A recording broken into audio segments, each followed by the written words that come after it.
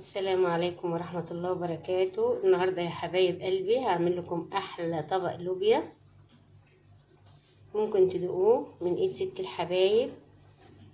خليكم معايا خطوة بخطوة هعمله لكم. شايفين جماله وحلاوته؟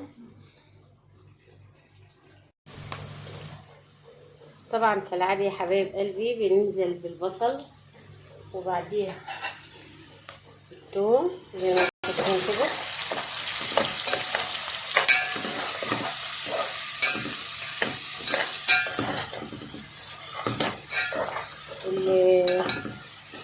البصلة البصل ده البصل الأحمر فلونه انت تحس في التصوير مش باين ان هو أحمر بصراحة. بننزل بالثوم كده وبنقلب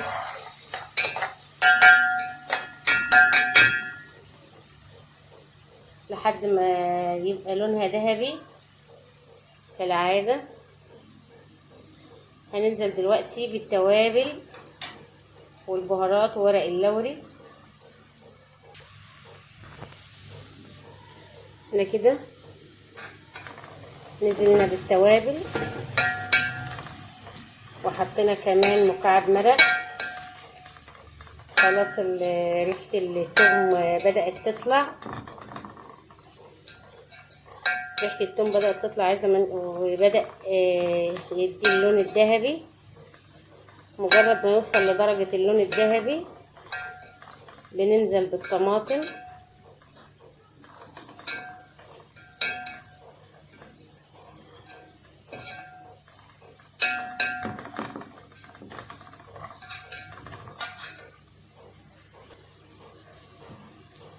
وكده يا حبايبي. وصلت للون الذهبي زي ما انتم شايفين.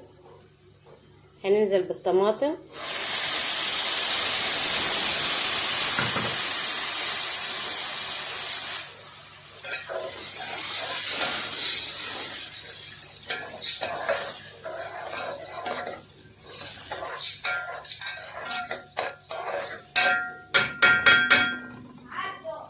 هنظبط الملح بتاعنا ونرجع لكم. زي ما انتم شايفين كده خلاص التسبيكه بتاعتنا خلاص بقت جاهزه عشان ننزل عليها باللوبيا. اللوبيا اللي احنا نقعينها حوالي ساعه في ميه دافيه، حطيت لها ميه سخنه ونقعتها لمده ساعه. بصراحه لما بتتنقع احسن ما تسلقيها.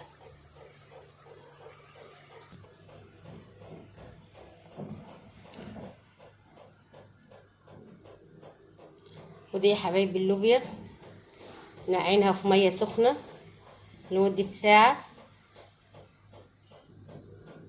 بعد ما نقعناها كده صفيناها من الميه وهنشطفها مره واتنين تاني قبل ما نحطها في التسبيكه اللي احنا اهي.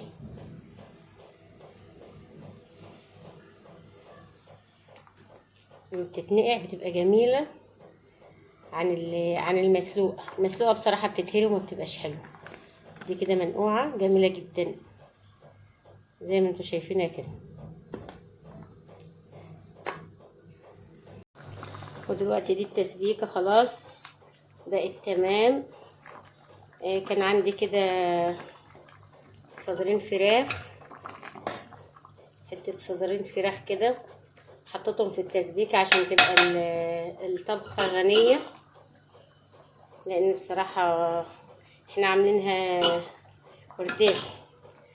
فحتتين الفراخ اللي عندي دول حطيتهم فيها صدرين مش فراخ مش جامدين يعني. وكده هننزل باللوبيا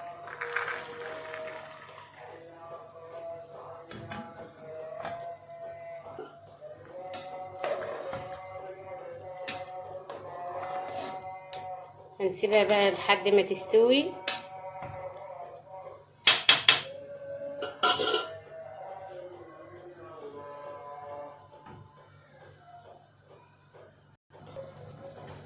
وكده زي ما انتم شايفين بدأت تغلي. هنسيبها بقى براحتها تستوي. مجرد ما اللوبيا استوت بنطفي عليها.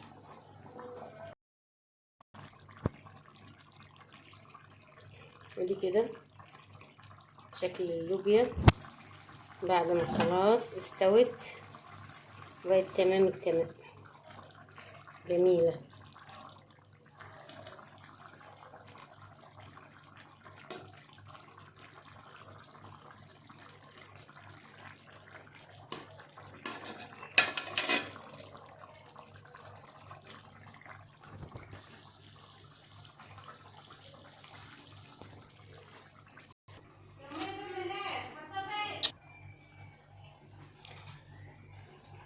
وده كده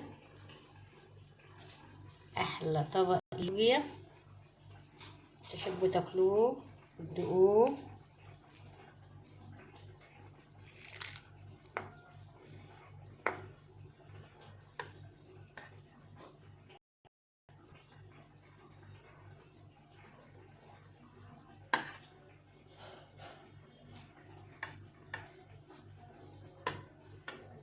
من عند ست الحبايب.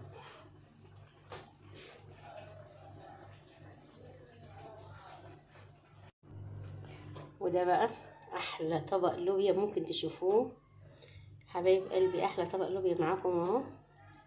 شايفين الجمال، شايفين الحلاوة.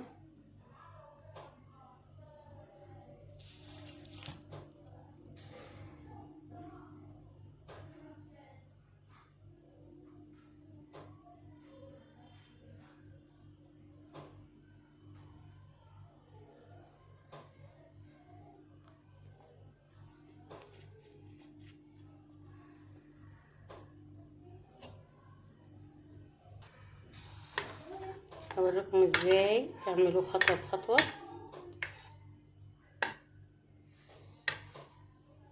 ممكن لأي واحدة مبتدئة تعمله.